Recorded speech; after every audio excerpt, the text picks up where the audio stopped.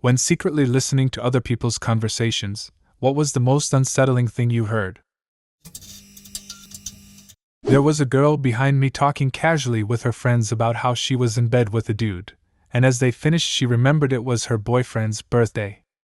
One woman to another, "There's 10,000 miles of dick in this town and I can't get 6 inches. Did the math, impossible. A city of 2 million should have about 1 million guys, 6 inches per guy. Being generous, gives us 500k feet of dick. Divide by miles, 5,280 feet, gives us 94.69 miles of dick. So for a city to have 10,000 miles of dick you'd need a city of about 211 million people.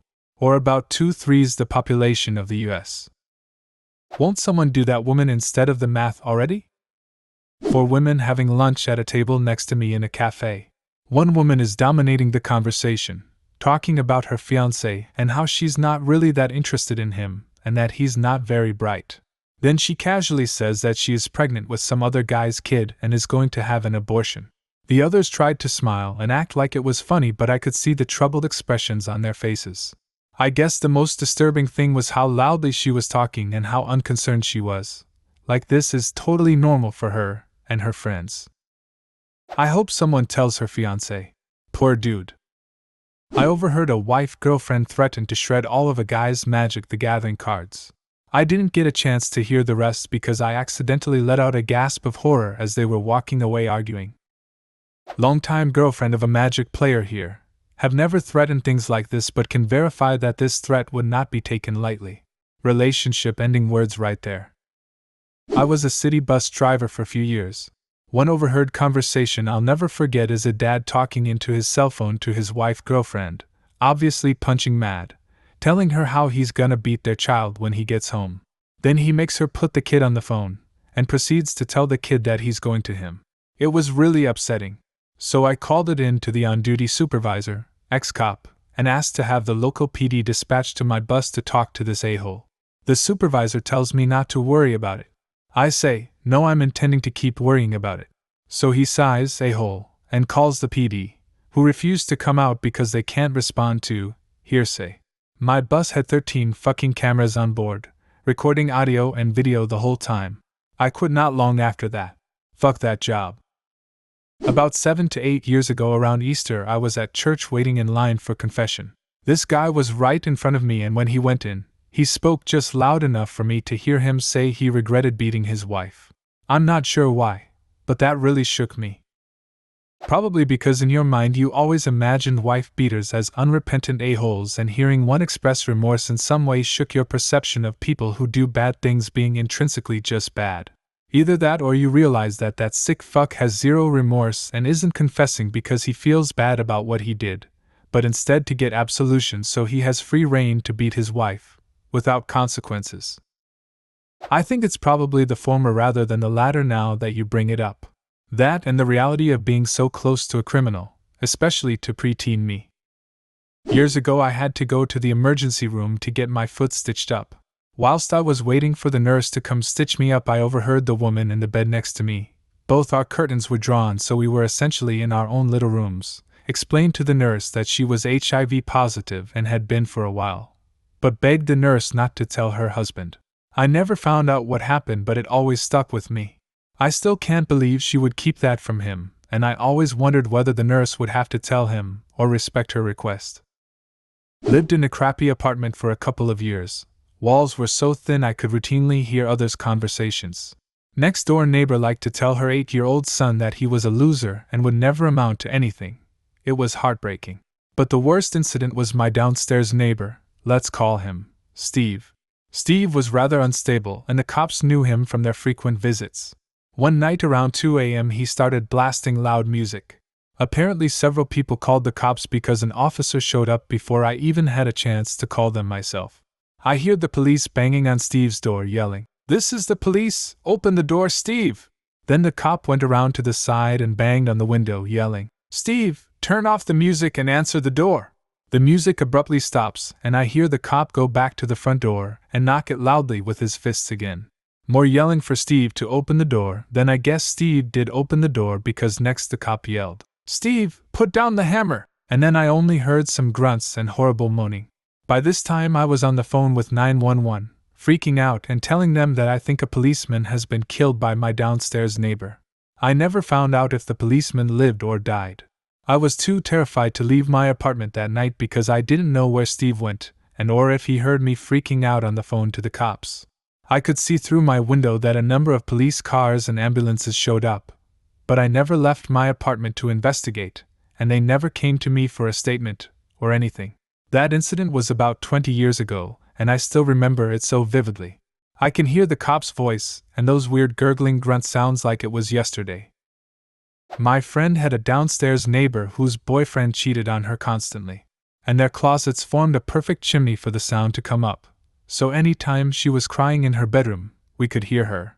The worst was when he cheated on her with her best friend on her birthday in her own bed. We didn't hear that, but we heard the aftermath. I'm a perpetual eavesdropper, can't turn it off, and I overheard my parents quietly discussing some blood tests I'd gotten in another room. This is just the snippet I remember clearly. Dad, her phosphate's critically low. I'm not sure what we should do at this point. Mom, frazzled, weepy, we have to get her into the ICU. She could just die in her sleep. She could just die. Very unpleasant to hear. My phosphate, as it turns out, was hovering less than 0.4, which is extremely serious. But finding that out wasn't as bad as listening to my parents discuss the course of action. They're both doctors and never stressed about their kids' injuries or illnesses, cause they'd always seen dealt with worse, but this time my dad sounded genuinely concerned and my mom was crying, which she just doesn't do. That was last week and my phosphate's getting back on track thanks to medical intervention, but that was definitely the most pure dread I've ever felt, hearing them talk about it. So this happened about 5 years ago. I was at a shady old bar with a few friends and there were two men in their 50s sitting in front of the slot machine. We could listen to their conversation very clearly since our table was about 3 meters away from them. They kept talking about, "Want to keep him starving for a bit longer," and, "We'll need to get him a newspaper." This was so scary to us. Maybe he was keeping a person locked up, but probably not. One of the creepiest things 17-year-old me heard. One time I was at an IHOP with a buddy and at the table behind us was an older woman telling her granddaughter how to trap a man by getting pregnant. She was going in depth about how to store used condoms and how to inseminate herself, and I was just staring at my pancakes with shell shock. I've heard my grandma talk shit on my parents and our whole family despite being the nicest person in person. I love my husband's grandmother more than my own grandmother. She's just so sweet and grandmotherly, you know? However, the more you talk to her, the more you realize that she just wants to tell you everyone else's dirty secrets. She'll do it with the sweetest puppy dog eyes you've ever seen though.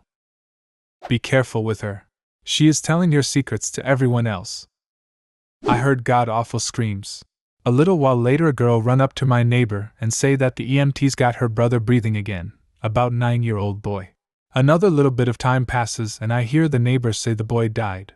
He had an asthma attack and lived in a hoarder-type house that was condemned. I assume he couldn't find his inhaler in all the mess. Unclean conditions may not cause asthma, but mold spores or even large amounts of can absolutely trigger it. If this is the kind of hoarder house where the healthy adults on the cleanup crew wear respirators, the parents should be tried for manslaughter or criminal negligence. I was waiting to pick up a carry-out order and I heard one waitress say to another, "So, can you get herpes from kissing someone or, do you need to touch their blood? How does that work? I'm just curious." I didn't want my food anymore. I'll have the herpes and ham soup. Not unsettling after I looked into it, but caught me off guard at first. At a coffee shop, I overhear what I gathered to be two professors at my school's theology school. Their conversation caught my attention when I heard them talk about one of their students favorably, saying, "She's working very hard on getting her STD." I looked up a possible alternative acronym. Turns out they're referring to a doctorate in sacred theology, which can be referred to as an STD. You listen to me, sir. I have 3 STD and I'll be damned if I don't use them. In this case, we were the ones having the unsettling conversation. So I'm grocery shopping with my 4-year-old, and we're in the meat section. I'm looking for a good pack of ground beef when this lady walks up and starts looking for meats too. Well, my daughter points to a pack of ground beef and asks, "Mommy, what's that stuff?" Now I know she knows what ground beef is, so I answered, "Well, these are brains, honey." And she said, "Are those human brains?" in her childish, awestruck voice. I said, "Well, yeah. When you die, they cut you up and different parts of your body turn into different meats." I pointed to the steaks and told her those were feet and the ground beef was our brains. Well, I finally grabbed some meat, and when I look up, the lady next to us has the most horrified, sick look on her face. I turn the cart around, and as we pass by the roasts, my daughter says, "Hey, look, Mom, butt cheeks." Do you have a similar story? Leave a comment and subscribe to the channel if you want to see more videos like this one.